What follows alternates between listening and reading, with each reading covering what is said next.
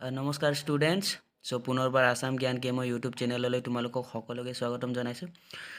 আজি আমি class 10 fire and আইচৰ পাঠভিত্তিক যিমানখিনি টেক্সট বেছড হিচাপে কুৱেশ্যন এনচাৰ দিয়া আছে সেইটো সম্পূৰ্ণ আলোচনা কৰিম। আৰু আমি অলৰেডি ফায়াৰ এণ্ড আইচৰ MCQ কৰোৱা হৈছে, সেইটো তোমালোকক ডেছক্ৰিপশ্যনত লিংক দি দিম। ঠিক আছে, আৰু যদিহে তোমালোকে চেনেলটোত নতুনকৈ ভিজিট কৰিছা তেতিয়াহ'লে চেনেলটো ছাবস্ক্ৰাইব কৰি ন'টিফিকেশ্যন বেলটো প্ৰেছ কৰি ৰাখি দিবা, যাতে তোমালোকে আহিবলগীয়া প্ৰশ্ন উত্তৰ তোমালোকে আৰামত পাই যাবা। ঠিক আছে, ব'লা আজি আমাৰ ক্লাছটো আৰম্ভ কৰোঁ। আজিৰ আমাৰ প্ৰথম কুৱেশ্যনত দিয়া আছে, ঠিক আছে, থিংকিং এবাউট দ্য পয়েম বুলি আছে। Okay, there are many ideas about how the world will end do you think the world will end someday? তোমালোকে ভাবানে পৃথিৱীখন এদিনাখন ধ্বংস হ'ব? ঠিক আছে, have you ever thought what would happen if the sun got so' hot? যদিহে সূৰ্যৰ বেছি গৰম হয়, আৰু কি কৈছে, গ্ৰিউ কল্ডাৰ এণ্ড কল্ডাৰ, যদিহে সূৰ্য অধিক গৰম বা কি হ'ব, ঠাণ্ডা হ'ব, তেতিয়া কি হ'ব? সেইটো কথা সুধিছে, পৃথিৱীখনত তেতিয়া কি হ'ব পাৰে? অ'কে, আমাৰ এনচাৰত দিয়া আছে য়েছ, হয়, the world might end someday. কি হ'ব? পৃথিৱীখন এদিনাখন ধ্বংস হ'ব। If the sun get so' hot it will burn the earth. যদিহে সূৰ্য বেছিকৈ গৰম দিয়ে তেতিয়া কি হ'ব? পৃথিৱীখনক সূৰ্যই কি কৰিব? জ্বলাই দিব। And if the sun gets colder and colder it will freeze everything and there will be no' life without sun. যদিহে বেছিকৈ ঠাণ্ডাও হয় তেতিয়া কি কৰোঁ? ইট উইল ফ্ৰিজ, এই সকলোক ফ্ৰিজ কৰি দিব। আৰু কি হ'ব? যদি ঠাণ্ডা বেছি হয়, সূৰ্যৰ অবিহনে কি হ'ব? মানুহ জীয়াই থাকিব নোৱাৰে, গতিকে তেতিয়াও কি হ'ব? পৃথিৱীখন ধ্বংস হ'ব। সেইটো কথা ইয়াত কোৱা হৈছে। Okay, for first what do fire and ice stand for? Here are some ideas. কিতাপত দিয়া আছে, ঠিক আছে। ফায়াৰ মানে কোনটোক বুজোৱা, আইচ মানে কোনটোক বুজায়, সেইটো আমাৰ ইয়াত দিয়া আছে, সেইটো ভাগকৈ লিখিব লাগে। ঠিক আছে, greed, avarice, cruelty, lust, conflict, fury, intolerance, rigidity, insensitivity, coldness, indifference and hatred. ঠিক আছে, সেইবিলাক যিটো দিয়া আছে সেইটো আমি কোনটো ফায়াৰত কোনটো আইচ সেইটো আমি ভাগকৈ লিখিম।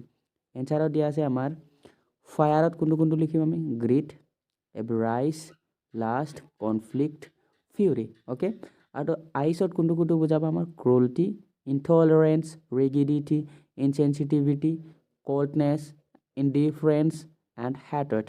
আমাৰ এনচাৰটো সেইটোৱেই। ঠিক আছে, ইজি হয়, এইটো আৰামত লিখিব পাৰিবা তোমালোকে। Question number 3, what are the rhyme scheme of the poem? কবিতাটোৰ ৰাইম স্কিম কি হয়? How does it help bringing out the contrasting ideas in the poem?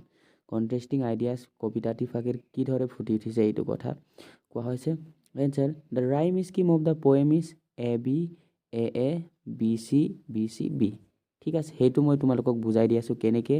সেইটো হ'ল A B B C B C B, সেইটো কেনেকৈ হৈছে। ঠিক আছে, title fire and ice itself brings the contrasting ideas because fire represent something very hot while ice represent something very cold. কি represent কৰিছিলে? ফায়াৰটো বহুত গৰম ৰিপ্ৰেজেণ্ট কৰিছিলে, হয় নাই? তাৰপিছত আৰু আইচটো কি কৰিছিলে? ঠাণ্ডা, ভেৰি কল্ড। অ'কে, ঠাণ্ডা ৰিপ্ৰেজেণ্ট কৰিছিলে। ঠিক আছে, মই সেইটো বুজাই দিছোঁ। তাৰপিছত তোমালোক চোৱা, তোমালোকক মই এতিয়া বুজাই দিছোঁ। ইয়াত কি হ'ব? ইয়াত যদি ফায়াৰ হ'ল, হয়নে? ফায়াৰটো আমি কি লিখিম এতিয়া? ইয়াত এ হ'ল নাই? এ লিখিলোঁ। তাৰপিছত আকৌ ইয়াত কি? আইচ, বি হ'ব ইয়াত। আকৌ ফায়াৰ, ইয়াত কি আছে? ডিজায়াৰ, মানে সেইটো কি হৈ গ'ল? এ হ'লনে? তাৰপিছত নেক্সটত কি আছে? আকৌ fire, desire, fire, desire, fire, কি হৈ গ'ল? এ। অ'কে, তাৰপিছত নেক্সটত কি আছে আমাৰ? বাট ইফ দ্য কি? টুইষ্ট হৈ গ'ল। আইচ মানে কি? আইচ, টুইষ্ট ছেম হৈছে, বি হ'ব। তাৰপিছত হেডটোতো কাৰ লগত মিলা নাই, গতিকে কি হৈ যাব? চি হ'ব। তাৰপিছত কি আছে ইয়াত? আইচ, আকৌ টুইষ্ট, আইচ, টুইষ্ট, আইচ মানে কি? বি হৈ গ'ল। তাৰপিছত চি, হেড গ্ৰেট মানে কি হৈ গ'ল? সেইটো চি।